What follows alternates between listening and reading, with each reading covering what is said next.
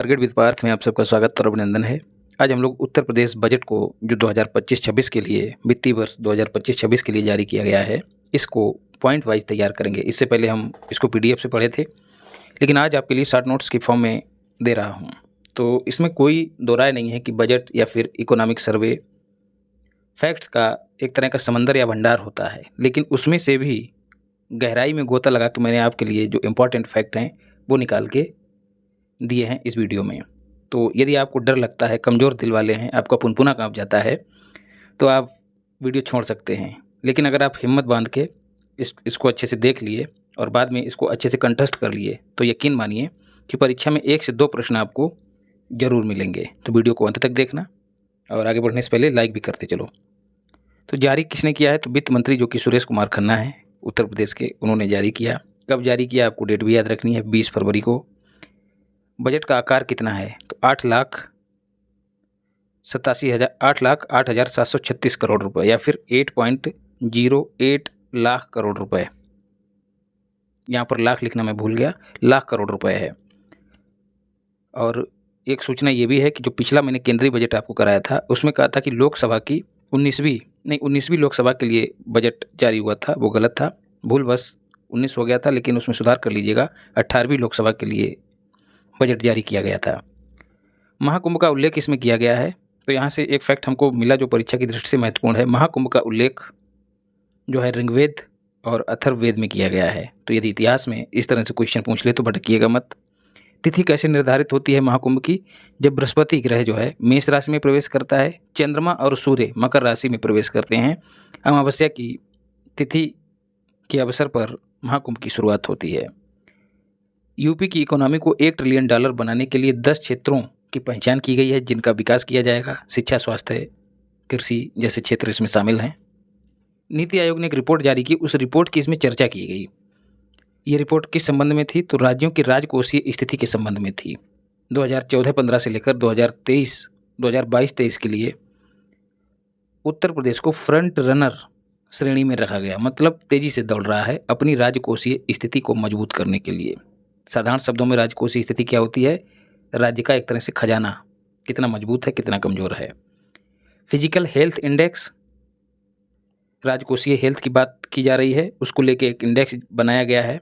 उसमें कहा गया है कि 2014 से लेकर 19 से 2022-23 के बीच जहां यूपी का स्कोर 37 था, वो अब बढ़कर 45.9 या फिर कहें कि 46 हो गया है। मोस्ट इंपॉर्टेंट है, 37 आप छोड़ सकते हैं, लेकिन 45.9 याद रखना है। जो भी हाईलाइटेड है उसको आपको कतई नहीं छोड़ना है। 2018 से लेकर 23 के बीच पूंजीगत व्यय में 14.8 से लेकर 19.3% तक की वृद्धि हुई है, जो कि कुल व्यय का है। स्वास्थ्य और परिवार कल्याण पर जो व्यय है उसमें भी वृद्धि दर्ज की गई है। 2022-23 में ये वृद्धि जो है 6.5% हुई है। तो कुल व्यय का 6.5% जो है वो स्वास्थ्य और परिवार कल्याण पर खर्च किया जा रहा है। वृद्धि कितने की हुई है? लगभग 1.5% की, क्योंकि 4.9 से बढ़कर 6.5% हो गया है। प्रमुख राज्यों में स्वास्थ्य पे खर्च जो है वो यूपी का सर्वाधिक है। राज्यों की स्वयं की कर प्राप्तियों में यूपी का अंश कितना है? जैसे राज्य अपना अपना कर लगाते हैं, तो समग्र कर को अगर इकट्ठा किया जाए उस संदर्भ में यूपी का योगदान जो है वो 11.6% है। इस मामले में महाराष्ट्र के बाद यूपी का दूसरा स्थान है। महाराष्ट्र में मुंबई है, मुंबई को आर्थिक राजधानी कहा जाता है। जहाँ पर आर्थिक क्रियाएं ज़्यादा होंगी तो स्वाभाविक सी बात है वहाँ पर टैक्स ज़्यादा प्राप्त होगा, तो महाराष्ट्र पहले स्थान पे है। यूपी का स्वास्थ्य पर 2017 से लेकर 2025 तक लगातार व्यय बढ़ा है। तो यदि कथन बना के पूछ लिया जाए तो भटकिएगा मत। प्रदेश की ऋणग्रस्तता जहाँ 36.7 था पहले, वो अब घटी है। याद रखना, घटी है, घटकर कितनी रह गई है? 30.4%। 2024-25 में जीएसडीपी का अनुमान, जैसे केंद्र में मतलब भारत की जीडीपी होती है, वैसे ही स्टेट की जीएसडीपी होती है, वो कितनी है? 27.51 लाख करोड़ रुपए या फिर 27.5 लाख करोड़ रुपए। 2023-24 में देश की ग्रोथ रेट 9.6% रही है। यूपी की ग्रोथ रेट यदि कथन बना दिया जाए तो यूपी की ग्रोथ रेट, इस तरह से क्वेश्चन पूछा भी गया है, यूपी की ग्रोथ रेट भारत की ग्रोथ रेट से ज़्यादा है। कितनी है? 11.6%। तो 9 में 2 और जोड़ दीजिएगा, 2% ज़्यादा है। इसका मतलब कि वो राष्ट्रीय स्तर से अधिक है यूपी की इकोनॉमिक ग्रोथ रेट। राज्य की प्रति व्यक्ति आय कितनी है? तो 93,514 रुपये। अच्छा, राजकोषीय घाटा जो है वो आपको याद रखना है कि जीडीपी का कितना है, ये भी विशेष रूप से याद रखना है, 2.97%। फिर बजट में जो खर्चे निर्धारित किए गए हैं, तो इंफ्रास्ट्रक्चर पर कितना व्यय किया जाएगा कुल व्यय का? तो 22%, कुल खर्च का 22% अकेले इंफ्रास्ट्रक्चर पर खर्च किया जाएगा। कृषि पर 11% का, एक और एक मिलकर 11। कृषि जो है अकेले नहीं होती, एक और एक जब किसान मिलते हैं तो 11 बनता है। शिक्षा पर 13%, स्वास्थ्य पर 6%। तो ये बात हो रही है बजट में व्यय की। पीछे हमने क्या देखा है? 6.5% बढ़ोतरी हुई है, 6.5% बढ़ गया है कुल व्यय का, लेकिन यहाँ पर बजट की बात हो रही है, तो अंतर को समझिएगा। सामाजिक सुरक्षा कार्यक्रम पर 4% खर्च हो रहा है। नगर निगम के अलावा प्रदेश के 58 जो नगर निकाय हैं उनको आदर्श स्मार्ट सिटी के रूप में विकसित किया जाएगा, तो ये संख्या याद रखिएगा। कामगारों के लिए जिला मुख्यालयों में श्रमिक अड्डों का निर्माण किया जाएगा। जैसे आप लोग शहरों में देखते हैं, जब सुबह होती है तो चौराहों पर लोग जो श्रमिक हैं वो इकट्ठे होते हैं काम की तलाश में। लोग जिसको ज़रूरत होती है श्रमिक की, मजदूर की, वो चौराहे पे जाकर डील करके अपने यहाँ ले आते हैं। तो इन चौराहों पर जो मूलभूत सुविधाएं हैं, पेयजल की और शौचालय वगैरह की, तो ये सब नहीं रहती हैं। तो ये अड्डे जब बना दिए जाएंगे तो श्रमिकों को आसानी हो जाएगी, मूलभूत सुविधाएं मिलेंगी। जीरो पावर्टी मिशन 2 अक्टूबर 2024 को स्टार्ट किया गया था, डेट भी याद रखिएगा। प्रत्येक ग्राम पंचायत के निर्धनतम परिवारों को पॉइंट आउट किया जाएगा, उनको वित्तीय सहायता दी जाएगी और उसके जरिए जो उनकी वार्षिक आय है, सीधे पैसा नहीं दे दिया जाएगा, उनको रोजगार के अवसर दिए जाएंगे, कोई रोजगार करने के लिए वित्तीय सहायता दी जाएगी। तो इन सब कामों के जरिए उनकी जो आय है वो 1,25,000 वार्षिक करने का लक्ष्य रखा गया है। और उसके लिए बजटीय प्रावधान कितना है? मोस्ट इंपॉर्टेंट है 250 करोड़ रुपए। गन्ना मूल्य भुगतान सुनिश्चित करने के लिए ये सब बजट में चर्चाएं की गई, और जो बजट में चर्चा हो जाती है जिस योजना की, वो परीक्षा की दृष्टि से महत्वपूर्ण हो जाती है। तो बजट में कहा गया कि 2017 में एस्क्रो अकाउंट मैकेनिज्म स्टार्ट की गई, जिसके तहत एस्क्रो अकाउंट खोले गए। एस्क्रो अकाउंट ऐसा अकाउंट होता है जिसमें किसान भी शामिल होता है, सरकार भी शामिल होती है, चीनी मिल भी शामिल होती है, और बैंक तो स्वाभाविक रूप से होगी। तो इन तीनों की नज़र होती है। चीनी मिल जो भी चीनी बेचती, पैसा आता है वो इस अकाउंट में पहुंचता है, इससे सरकार की नज़र इस पर बनी रहती है। चीनी मिल सबसे पहले किसानों को भुगतान करने के लिए बाध्य होते हैं, उसके बाद अपनी ज़रूरत के लिए पैसा लेते हैं। तो इससे क्या हुआ? गन्ना मूल्य का भुगतान सुनिश्चित हुआ। अब आपको बताना है कि फसलों के लिए तो एमएसपी निर्धारित किया जाता है 22 फसलों का। गन्ने के लिए एमएसपी की तरह कौन सा उपकरण है जो निर्धारित किया जाता है? उसका नाम आप कमेंट बॉक्स में बताइए। मनरेगा की बात करें तो 2024-25 में 26 करोड़ मानव दिवस का लक्ष्य रखा गया था पिछले बजट में सृजित करने का, लेकिन जनवरी 2025 तक 26 करोड़ से आगे जाके लक्ष्य से ज़्यादा लगभग 27.5 करोड़ मानव दिवस सृजित किए गए। एक मजदूर के द्वारा एक दिन में जितना काम किया जाता है उसको एक मानव दिवस कहा जाता है। 2024-25 में महिलाओं की भागीदारी मनरेगा में कितनी रही है? 42%। और मनरेगा के तहत मानव दिवस के मामले में यूपी का देश में पहला स्थान है, याद रखिएगा। जो अगला महत्वपूर्ण फैक्ट है मनरेगा से संबंधित कि बजट 2025-26 में कितने मानव दिवस सृजित करने का लक्ष्य रखा गया है? तो 34 करोड़। अर्जित हमने किया है 27.5 करोड़, लेकिन इस बजट में लक्ष्य को बढ़ा दिया गया है। इसके लिए व्यय भी निर्धारित किया गया है, मोस्ट इंपॉर्टेंट है, 5372 करोड़ रुपए मनरेगा पर खर्च किए जाएंगे। राज्य में एमएसएमईज जो इकाइयां हैं, micro small and medium enterprises, सूक्ष्म लघु एवं मध्यम उद्योग, जैसे ईंट के भट्टे हो गए, ऐसे उद्योग जो कई लोगों को रोजगार देते हैं। ईंट के भट्टे हो गए, दर्जी की दुकान हो गई, बाइक बनाने वाले मिस्त्री की दुकान हो गई, टेलर की दुकान हो गई, बर्तन बनाने वाली, एक पापड़ बनाने वाली छोटी सी एक संस्था या फिर कहें कि एक कंपनी, तो ये सब एमएसएमईज कहे जाते हैं। तो कहा गया है कि यूपी में संख्या कितनी है? 96 लाख, और ये 1.65 करोड़ लोगों को रोजगार देते हैं। कन्या विवाह योजना की भी चर्चा की गई है। कन्या विवाह सहायता योजना, जो श्रमिकों की 2 बालिकाएं हैं उनके विवाह के लिए सरकार सहायता करती है। स्वजातीय विवाह के लिए 55,000 करोड़ रुपए, अंतरजातीय विवाह के लिए 61,000 करोड़ रुपए। 2-3 बार वीडियो देखेंगे, पीडीएफ देखेंगे, चीज़ें याद हो जाएंगी। परीक्षा से पहले, एग्जाम हॉल में जाने से पहले एक बार रिवाइज कर दीजिएगा, एकदम दिमाग में बैठी रहेंगी और फटाक से जाके एग्जाम हॉल में कर देना। अंतर्जातीय विवाह के लिए 61,000 रुपये। अंतर्जातीय विवाह मतलब एक जाति से दूसरी जाति में विवाह, उसके लिए रकम ज़्यादा रखी गई है ताकि जाति पात जो है वो भारत में कम हो। लेकिन एक तरफ बजट में व्यवस्था की जा रही है ऐसी, वहीं राजनीतिक दल ही इसको बढ़ावा देते हैं। सीएम कन्या सुमंगल योजना, ऊपर विवाह योजना थी, नीचे कन्या सुमंगल, नाम से जाहिर है कन्या का मंगल करने के लिए। कन्या का मंगल कैसे होगा?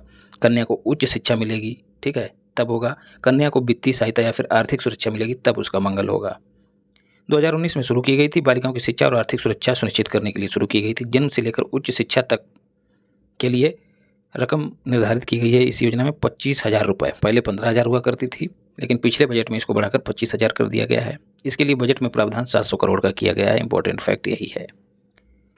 अटल आवासीय विद्यालय जो श्रमिक हैं उनके बच्चों को फ्री में एजुकेशन देने के लिए स्थापित किए गए हैं। उनमें संख्या बच्चों की पहले 360 हुआ करती थी, उसको इस बजट में बढ़ाकर 1,000 करने का लक्ष्य रखा गया है। प्रधानमंत्री जनधन योजना के तहत 9.5 करोड़ खाते जो हैं उत्तर प्रदेश में हैं और इसमें प्रथम स्थान है देश में। पीएम सुरक्षा बीमा योजना में भी प्रथम स्थान है। इसका प्रीमियम 20 हो गया, बढ़ा के पहले 12 हुआ करता था। ये दुर्घटना बीमा है, जबकि पीएम जीवन ज्योति बीमा जो है वो लाइफ इंश्योरेंस है। इसके पंजीकरण के मामले में भी यूपी पहले स्थान पे है। इसकी भी प्रीमियम राशि 436 रुपये हो गई है, पहले शायद 300 के आसपास थी। तो बढ़ी हुई राशि याद रखिएगा, ये प्रायः पूछ लिया जाता है। अटल पेंशन योजना की बात करें, अच्छा जीवन बीमा क्या होता है? मरने के बाद पैसा मिलता है, एक मुश्त पैसा मिलता है। अटल पेंशन योजना की बात करें, इसके पंजीकरण में भी यूपी पहले स्थान पे है। यूपी में मेडिकल कॉलेज कितने हैं? 80 हैं, उनमें से 44 सरकारी हैं और 36 निजी हैं। एम्स कितने हैं? 2, एक गोरखपुर में है और एक रायबरेली में है। आयुष्मान कार्ड बनाने के मामले में यूपी पहले स्थान पे है। अब आपको बताना कि आयुष्मान योजना की शुरुआत कब हुई थी और कहाँ से की गई थी। इंपॉर्टेंट क्वेश्चन है। 2025-26 में निर्माण पूरा करने का लक्ष्य जो है रखा गया है। गुरु गोरखनाथ आयुष विश्वविद्यालय कहाँ बनेगा? गोरखपुर में। राजकीय आयुर्वेदिक महाविद्यालय कहाँ बनेगा? अयोध्या में। और राजकीय होम्योपैथिक महाविद्यालय कहाँ बनेगा? बनारस में। आयुर्वेद वाला कैसे याद रखना है? भगवान राम अयोध्या से संबंधित हैं और राम जब वन में गए थे तो छोटी मोटी बीमारी के लिए जो इलाज जो है वो अपना जड़ी बूटियों से किया करते थे। तो आयुर्वेद का संबंध अयोध्या से ऐसे जोड़ के याद कर लेना। गंगा एक्सप्रेस वे को जो है सोनभद्र से जोड़ा जाएगा, उसके लिए विंध्य एक्सप्रेस वे प्रस्तावित किया गया है। ये विंध्य एक्सप्रेस वे प्रयागराज, मिर्जापुर, बनारस, चंदौली होते हुए सोनभद्र तक जाएगा। AICT का विकास करने के लिए कहाँ? लखनऊ में 5 करोड़ रुपए का बजटीय प्रावधान किया गया है। साइबर सिक्योरिटी के क्षेत्र में टेक्नोलॉजी ट्रांसलेशन रिसर्च पार्क स्थापित करने के लिए 3 करोड़ का प्रावधान बजट में किया गया है। सीएम युवा उद्यमी विकास अभियान जो 2024-25 में स्टार्ट किया गया था, जो युवा हैं उनका स्किल डेवलपमेंट करने के लिए, उनको वित्तीय सहायता देने के लिए, ऋण वगैरह प्रदान करने के लिए, अपना उद्यम स्थापित करने के लिए बजट में 1,000 करोड़ रुपए आवंटित किए गए हैं। हथकरघा उद्योग कृषि के बाद दूसरा रोजगार प्रदान करने वाला क्षेत्र है। यदि कथन बना दिया जाए तो गच्चा मत खाइएगा। यूपी गारमेंट पॉलिसी 2022 में आई, उसके लिए 150 करोड़ रुपए निर्धारित हैं। ये वर्ष जरूर याद रखिएगा, सीधे सीधे पूछ लिया जाता है कि यूपी गारमेंट पॉलिसी कब प्रख्यापित हुई? तो 2022 में। यूपी डेटा सेंटर नीति के तहत प्रदेश में 3 डेटा सेंटर पहले स्थापित करने की बात कही गई थी, लेकिन इस बजट में इनकी संख्या 8 बढ़ा दी गई है। 8 स्थापित करने का लक्ष्य रखा गया है। अनुमानित निवेश 30,000 करोड़ का होगा। ऊपर तो हो गए data centre. 8 centre of excellence स्थापित करने की बात पहले कही गई थी, उनमें से 3 का परिचालन शुरू हो गया है। ये खाली सूचना है, इसमें लक्ष्य नहीं रखा गया है। इन तीनों एक्सीलेंस सेंटर के नाम और स्थान आपको पता होना चाहिए। मेडिकल इलेक्ट्रॉनिक्स के क्षेत्र में एक्सीलेंस सेंटर जो है PGI, आपने हॉस्पिटल सुना होगा, लखनऊ में है, वो लखनऊ में स्थापित किया गया है। आर्टिफिशियल इंटेलिजेंस के क्षेत्र में जो एक्सीलेंस सेंटर है वो IIT कानपुर के नोएडा परिसर में, IIT कानपुर का एक परिसर नोएडा में स्थापित किया गया है, वहाँ पर एक एक्सीलेंस सेंटर स्थापित किया गया है। ड्रोन क्षेत्र पे काम करने के लिए एक्सीलेंस सेंटर IIT कानपुर में स्थापित किया गया है। विभिन्न जनपदों में 2100 नए नलकूप ट्यूबवेल बनाए जाएंगे। गंगा को प्रदूषण मुक्त करने के लिए 67 नई परियोजनाएं चलाई जाएंगी, जिनके लिए 14,823 करोड़ रुपए का बजटीय आवंटन किया गया है। अगला है सोलर एनर्जी प्लांट स्थापित करने की बात कही गई है, प्रस्तावित हैं। कोल इंडिया लिमिटेड और UPPCL Uttar Pradesh power corporation limited दोनों मिलकर जालौन में 500 मेगावाट क्षमता का सोलर एनर्जी प्लांट स्थापित करेंगे। बजट में आवंटन भी हुआ है, आपको याद नहीं रखना कितना हुआ है। एनटीपीसी ग्रीन एनर्जी और यूपीपीसीएल दोनों मिलकर कहाँ, झांसी में स्थापित करेंगे। इसकी क्षमता कितनी होगी, 200 मेगावाट की। यूपी सौर ऊर्जा नीति कब आई, 2022 में आई, और इस नीति के तहत 5 वर्षों में 22,000 मेगावाट सोलर एनर्जी की प्रोडक्शन का लक्ष्य रखा गया। मोस्ट इंपॉर्टेंट फैक्ट है 2025-26 में सोलर एनर्जी के क्षेत्र में कौशल प्रशिक्षण प्रदान करके लोगों को आजीविका के अवसर प्रदान करने के लिए सूर्य मित्र 3000 सूर्य मित्र जो हैं वो प्रशिक्षित किए जाएंगे, है ना। पैनल वैनल लगेंगे तो उसके लिए योग्य कुशल कर्मचारियों की भी आवश्यकता होगी, तो ऐसे ही कर्मचारियों को सूर्य मित्र की संज्ञा दी गई है। तो 25-26 में 3000 को प्रशिक्षित किया जाएगा। SCR का जिक्र जैसे दिल्ली में NCR है, नेशनल कैपिटल रीजन, वैसे ही राजधानी स्टेट कैपिटल रीजन, राज्यों में क्या यूपी में स्टेट कैपिटल रीजन का गठन हो रहा है। बजट में इसका जिक्र किया गया है। इसके लिए SCR विकास प्राधिकरण अधिनियम वो प्रख्यापित किया गया है। SCR में 6 जिले शामिल हैं, 6 के 6 ऐसे जिले हैं जिनकी सीमा लखनऊ से लगती है। कौन कौन से, एक स्वयं में लखनऊ, दूसरा हरदोई, तीसरा सीतापुर, चौथा बाराबंकी, पांचवा रायबरेली और छठा उन्नाव। इंपॉर्टेंट है भाई, इसको अच्छे से याद कर लेना। यूपी में कुल 6 एयरपोर्ट नहीं यार 20 एयरपोर्ट क्रियाशील हैं, जिनमें से 4 अंतर्राष्ट्रीय एयरपोर्ट हैं और 5वां जेवर में निर्माणाधीन है। अगर ये 5वां भी बन जाएगा तो कुल 21 एयरपोर्ट जो हैं यूपी में हो जाएंगे, याद रखिएगा, जिनमें 5 अंतर्राष्ट्रीय होंगे। स्वच्छ भारत मिशन ग्रामीण के लिए 2045 करोड़ का बजटीय आवंटन किया गया है। अब आप कहेंगे ये तो केंद्र की योजना, नहीं, इसमें 75% केंद्र का योगदान होता है, 25% राज्य का होता है। पहाड़ी क्षेत्रों में ये 75 बढ़ के 90% हो जाता है। CM आवास योजना 1200 करोड़ रुपए इसके लिए आवंटित किए गए हैं। यूपी बीज स्वावलंबन नीति 2024 के तहत सीड पार्क विकास योजना चलाई जा रही है। सीड पार्क मतलब बीजों, गुणवत्ता युक्त बीज, नई प्रजाति के बीज, उनका संवर्धन, उनका प्रजनन, उनका विकास, इसके लिए ये सीड पार्क स्थापित किए जाने से संबंधित योजना है। उसके लिए बजट में आवंटन 251 करोड़ का किया गया है। कृषि क्षेत्र के लिए 200 करोड़ रुपए। यूपी एग्रीज परियोजना, इसकी ऑफिशियल शुरुआत 28 जनवरी 2025 को ही, जबकि घोषणा 2024 में ही हुई थी। तो यूपी एग्रीज परियोजना जो है किसानों के लिए वित्तीय सहायता और उनको तकनीकी सहायता प्रदान करने के उद्देश्य से चलाई जा रही है। उसके लिए 200 करोड़ रुपए का आवंटन किया गया है और वर्ल्ड बैंक की हेल्प से ये संचालित है। मोस्ट इंपॉर्टेंट योजना है, याद कर लेना। कृषि प्रौद्योगिकी विश्वविद्यालय कितने संचालित हैं, 5। कृषि विज्ञान केंद्र कितने स्थापित हैं, 89। 20 और नए स्थापित करने का लक्ष्य रखा गया है, तो 20 भी याद रखिएगा, 89 भी याद रखिएगा। महात्मा बुद्ध कृषि एंड प्रौद्योगिकी विश्वविद्यालय कहाँ बनेगा, कुशीनगर में। यूपी गन्ना उत्पादन में पहले स्थान पे है, दुग्ध उत्पादन में भी पहले स्थान पे है। इंडिया विश्व में दुग्ध उत्पादन में पहले स्थान पे है। समग्र शिक्षा अभियान के लिए 666 करोड़ रुपए का प्रावधान किया गया है। यूपी सैनिक स्कूल निर्माणाधीन है, कहाँ, लखनऊ में। इससे पहले, अच्छा ये दूसरा होगा सैनिक स्कूल, इससे पहले पहला सैनिक स्कूल जो है वो गोरखपुर में संचालित है। तो 2 सैनिक स्कूल हैं, याद रखिएगा, यूपी में। NCC प्रशिक्षण अकादमी निर्माणाधीन है, गोरखपुर में। प्रधानमंत्री उच्चतर शिक्षा अभियान के लिए 600 करोड़ रुपए का आवंटन किया गया है। तो समझ लीजिए, समग्र शिक्षा अभियान के लिए 666 और प्रधानमंत्री उच्चतर शिक्षा अभियान के लिए 600 करोड़ रुपए। आगरा में साइंस सिटी स्थापित करी जाएगी और बनारस में साइंस सिटी और नक्षत्रशाला भी स्थापित करने का लक्ष्य रखा गया है या फिर प्रस्तावित है। मेरठ में खेल विश्वविद्यालय निर्माणाधीन है। अंतर्राष्ट्रीय क्रिकेट स्टेडियम बनारस में निर्माणाधीन है। धर्मार्थ कार्य देख लेते हैं, बांके बिहारी कॉरिडोर बनाया जाएगा मथुरा और वृंदावन में। उसके लिए जो भूमि खरीदी जाएगी उसके लिए 100 करोड़ और उसका विकास करने के लिए 50 करोड़ का आवंटन किया गया है। तो ये विकास वाला विशेष रूप से याद रखिएगा। मिर्जापुर में माँ विंध्यवासिनी, माँ अष्टभुजा मंदिर और माँ काली खोह मंदिर, इन तीनों को मिला के कॉरिडोर बनाया जाएगा। उसके विकास के लिए भी 100 करोड़ रुपए का प्रावधान किया गया है और भूमि क्रय के लिए भी 100 करोड़। तो वृंदावन के लिए विकास राशि 50 करोड़ है, जो कम है। वेद विज्ञान केंद्र नैमिषारण्य सीतापुर में बन रहा है, उसके विकास हेतु 100 करोड़। तो मिर्जापुर और सीतापुर के लिए 100 करोड़ रुपए है, जबकि वृंदावन के लिए जो कॉरिडोर है बांके बिहारी, उसके लिए 50 करोड़। तो बांके बिहारी लाल की जय। वेद विज्ञान केंद्र हो गया। यूपी में वृक्षावरण कुल क्षेत्रफल का कितना है, 9.96%, लगभग 10%। वनावरण और वृक्षावरण में वृद्धि के मामले में यूपी का दूसरा स्थान है। बाघों की संख्या जहां 2018 में 173 हुआ करती थी, वो 2022 में 205 हो गई है। ये फैक्ट भी याद रखिएगा। पीलीभीत टाइगर रिजर्व में बाघों की संख्या बढ़कर 2 गुनी हो गई, इसलिए उसको TX2 अवार्ड दिया गया।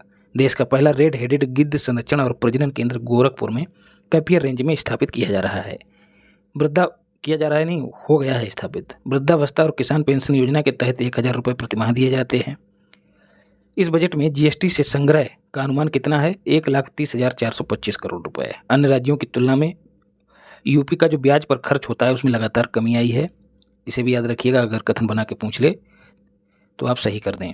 नई योजनाएं कितने रुपए की शामिल की गई हैं? तो 28,478 करोड़ रुपए की।